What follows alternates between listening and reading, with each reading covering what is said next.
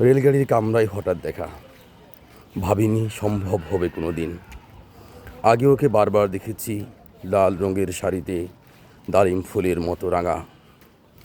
আজ পরেছে কালো রেশমের কাপড়, আঁচল তুলেছে মাথায়।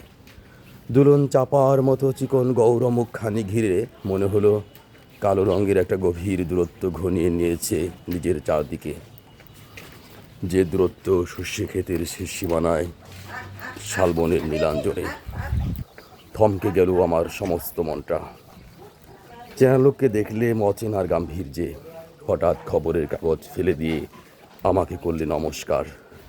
সমাজ বিধির পথ গেল খুলে, আলাপ করলেম শুরু, কেমন আছো, কেমন চলছে সংসার ইত্যাদি। সে রইল জানলার বাইরের দিকে চেয়ে, দিল ছোটো দুটো একটি জবাব, কোনটি বা দিলেই না। বুঝিয়ে দিলে হাতের অস্থিরতায় কেন এসব কথা, এর চেয়ে ভালো চুপ করে থাকা।